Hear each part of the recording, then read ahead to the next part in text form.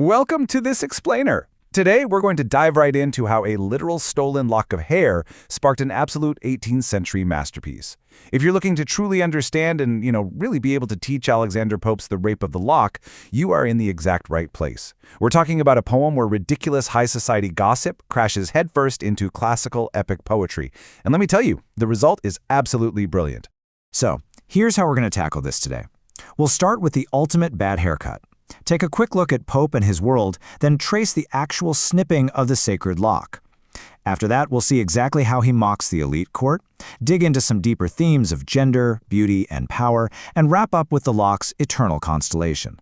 Let's jump in. All right, part one, the ultimate bad haircut. Because before we can even begin to appreciate the sheer genius of Pope's verses, we kind of have to look at the real-world gossip that started this whole shebang. I mean, think about it. Can a stolen lock of hair actually spark a war? Well, in 18th century royal court life, this seemingly minor social faux pas was treated with the exact same gravity as the fall of Troy. It's wild. The poem is actually based on a completely true story that was recounted to Pope by a friend of his, John Carroll. Basically, a suitor named Lord Petre snipped off a lock of hair from Arabella Farmer, who was this beautiful young woman in high society. And this one little snip caused a massive, highly dramatic rift between their two aristocratic families. It sounds exactly like high school drama, doesn't it? But to them, it was a profound, world-ending crisis. And Pope? Well, Pope saw the pure comedic gold in this overreaction. To capture that absolute absurdity, Pope frames the whole scandal using what's called the mock-heroic style. It's a specific literary constraint that perfectly skewers the vain elite by treating their everyday gossip like a literal clash of the gods. Think about it. A classic epic poem usually deals with massive events, right? The foundation of Rome, the bloody Trojan War. But here, Pope deliberately uses that exact same lofty, incredibly serious style to describe a ruined hairdo. It creates this hilarious mismatch between the grand style of the writing and the incredibly trivial substance of the story. Moving on to part two, Pope and his world. Now, to truly appreciate the bite of this satire, we first need to look at the man actually holding the pen. So who was Alexander Pope? Well, he was an absolute Augustan literary genius. Born in 1688, he started reading Homer at a super early age. And this is actually incredibly impressive, because he was almost entirely self-taught, thanks to some severe religious restrictions at the time. By his early 20s, he was already publishing landmark essays and poems. But crucially, and this is a huge detail for teaching this text, between 1715 and 1720, he published these widely acclaimed translations of Homer's Iliad, meaning he knew the epic form inside and out. That's exactly what made him the perfect author to turn around and parody it so effectively. But what's really fascinating here is the cultural divide. Pope was born into a Catholic family right after Britain's last Catholic monarch was deposed. The Test Acts of the time heavily restricted his family's rights. I mean, they literally couldn't attend university or even live within 10 miles of London. No way, right? But this actually gave Pope the sharp outsider perspective he needed to mock the hypocritical, object-obsessed Protestant majority. See, with early industrialization and the expansion of the British Empire, the wealthy majority were suddenly obsessed with exotic new stuff, things like coffee and fine china. Pope looks at this intense materialism from the outside and sees it for exactly what it is, completely absurd. Which brings us to part three, snipping the sacred lock. How exactly does this epic battle over a haircut actually unfold? Let's trace the narrative arc Pope crafts for our protagonist, Belinda. It's a brisk but totally ridiculous flow. It all starts with Belinda's guardian spirit, Ariel, warning her in a dream to beware of man. Spooky, right? Then, Belinda travels down the Thames to Hampton Court, where she gets locked into a highly dramatic game of cards called Ombre. After some coffee is served, the Baron, who is just totally infatuated by Belinda's two beautiful curls, sneaks up and pillages one of her locks with a pair of scissors. Scissors, by the way, that were happily supplied by another courtier named Clarissa. Belinda's reaction is absolute horror, which prompts a gnome named Umbriel to fetch a literal bag of sighs and tears to fuel her dramatic rage.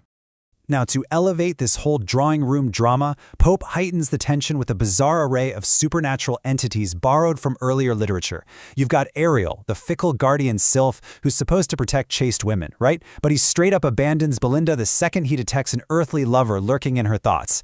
Then there's Umbriel, the troublemaking gnome who actually visits the Cave of Spleen just to gather a bag of sighs, sobs, and passions. These creatures dictate the character's exaggerated emotions, brilliantly showing us how the elite court is entirely driven by hysteria, melancholy, and pure vanity.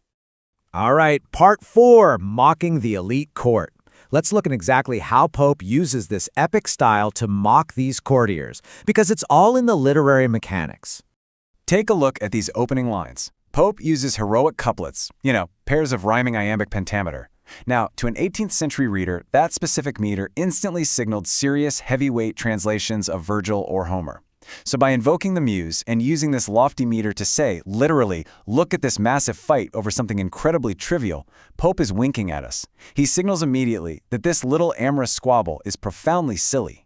And this brilliantly illustrates his whole method. On one side, we have Pope's own translation of Homer's Iliad, where you have these deadly warriors clashing with shields and helmets. Epic, right? But on the other side, we have his parody in The Rape of the Lock. By juxtaposing Homer's deadly spears with courtiers fighting using wigs and decorative sword knots, Pope directly exposes their vanity. I mean, a sword knot is just a decorative ribbon. For these guys, looking fashionable is vastly more important than actually knowing how to fight. And this epic parody extends right into their leisure time, too. Even a simple 3-person card game called Ombre is narrated as if it's a bloody, high-stakes clash. Pope humorously replaces the traditional epic battlefield with a drawing room table. He treats the face cards as if they were real kings and queens marching into brutal combat. It just perfectly shows a society that takes its own leisure way, way too seriously. That takes us to part 5, gender, beauty, and power. Because beyond the jokes about bad haircuts and intense card games, this poem actually delivers some seriously sharp commentary on gender in the 18th century. So the absolutely crucial point here is how Pope highlights that this patriarchal society demands alluring beauty from women, but then unfairly punishes them for it. Society expects women to be flawlessly beautiful, almost equating that physical beauty with moral virtue. But at the exact same time, it demands strict chastity. Remember how Ariel the sylph abandons Belinda just before the lock is cut? That happens simply because he senses she has the private thought of an earthly lover. Belinda's the one violated by the Baron stealing her hair, but she is the one treated as if her reputation is suddenly ruined. Pope is showing us how deeply unfair and frankly misguided this whole patriarchal system really is. Right before the final battle breaks out, a character named Clarissa actually tries to be the voice of reason. She steps up and delivers this really clear-headed speech, arguing that society places way too much value on transient female beauty. She urges the women to focus on moral virtue and good sense instead of just looks that will eventually fade. But in true satirical fashion, her good sense is totally ignored by the court. Belinda just immediately calls the women to arms for a ridiculous fight anyway. Finally, part 6, an eternal constellation. So, how exactly do you end a war over a haircut? Let's dive into this finale. A full-on mock battle breaks out, but they aren't fighting with swords. They're fighting with scowls, fans, and rustling silks. Belinda rushes the Baron and literally blows snuff right up his nose to defeat him, threatening him with a bodkin, which is just a fancy hairpin. She's screaming, demanding her stolen hair back. But suddenly, the lock mysteriously vanishes in the chaos. Where did it go? Well, the narrator steps in to assure us that it hasn't just been lost. No, it has ascended into the heavens to become a brand new star, burning brightly in the sky forever for all the astronomers to admire. It's incredibly silly, I know, but it actually has a wonderful, poignant final point. Ultimately, Pope is teaching us that while physical beauty fades, hair turns gray, looks vanish, it can achieve a kind of immortality. But that only happens when it inspires the muse and is preserved in art and literature. Belinda's beauty is immortalized not by her own vanity or by her hair, but by Pope's brilliant poetry. Which leaves us with a whole lot to think about regarding our own world. We might laugh at these 18th century aristocrats warring over wigs and hair clippings, but leaving you with this thought. If the 18th century had a stolen lock of hair, what trivial modern obsession would define our own mock epic today? Are we really so different from Belinda and the Baron? Thanks for joining me on this explainer, and keep questioning the epic battles of our everyday lives.